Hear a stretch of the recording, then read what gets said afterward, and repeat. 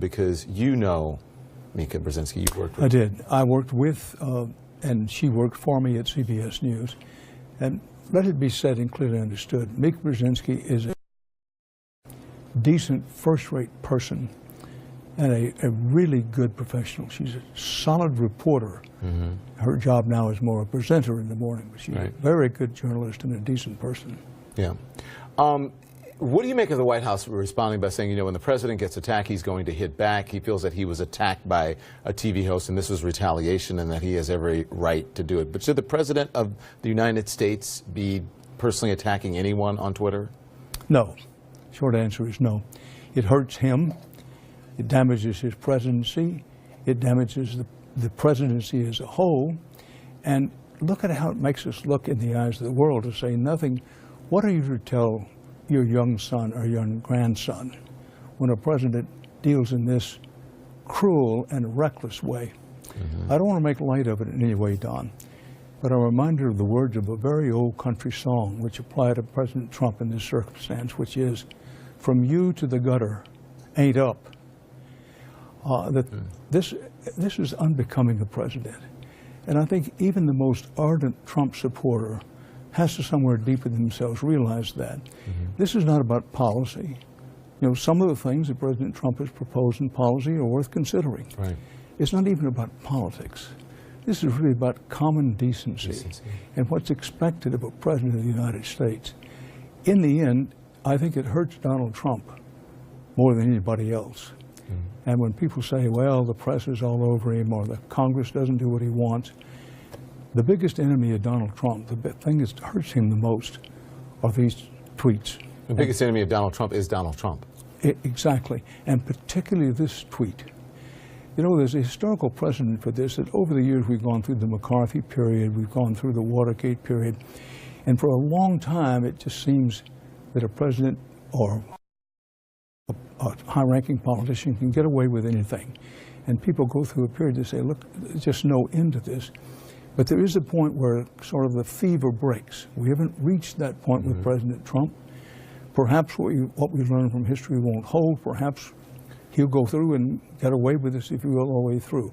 But that's not the pattern of history. You mentioned the people who would defend it. What do you make of the White House, the press secretary? I think she's the deputy press secretary, Sarah Huckabee Sanders, defending that. Is she speaking to an audience of one? Because many people are saying, how could she defend this? Well, that's her job. She signed on to do this. That she comes from a very distinguished American political family, as you know, Governor. Right, Mike Huckabee. But she signed on to do it, and this is expected of her to do this. But somebody within the White House, either from President Trump's own family or around the circle, has to be saying to him, Mr. President, this is really damaging to you and to our mission. But obviously, up to and including now, he hasn't listened. When you see, we saw a lot of Republicans, and as we did, there were Republicans during the campaign who came out and said, I can't, you know, he shouldn't be doing these things, he shouldn't be saying these things, he shouldn't be tweeting these things.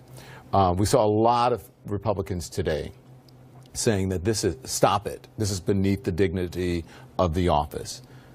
But then they go on to support him in everything he does. There's They'll put out a for statement. And the word is hypocrisy. And, you know, one keeps looking for somebody, several somebodies in the Republican Party, a John McCain, a Lindsey Graham, somebody in the party who's finally going to stand up and say, I can't abide this. I'm a Republican to the core, but this is beyond the pale. But up to and including this moment, we don't have that. So we do have this hypocrisy. On the one hand, when an obviously dangerous tweet comes out, they all pile on and say, oh my goodness, this is terrible. But then they go back to supporting him. How many times can they just go, oh, I can't, oh, I'm not going to look at that, I'm turn their heads? Well, that's a good question. How many times? Quite frankly, Don, it's already past the point where I would have thought that would have happened. I want you to look at the Daily News cover. This is from tomorrow, humiliation. And you see the Eagles bowing its head. I think is an apt word. It's a humiliation for President Trump. It's a humiliation for our country. And, you know, the most recent poll showing the standing of the United States abroad is plummeting. And it's because of these humiliating, there's no other word for it, I think that's a very appropriate word. It's humiliating. It's humiliating for all of us who are Americans. And again, I get down to it. This is not a partisan political issue. This is an issue of common decency. Can we come back from this? Sure. We're America. Thank you. Thank you, Don. Always a pleasure.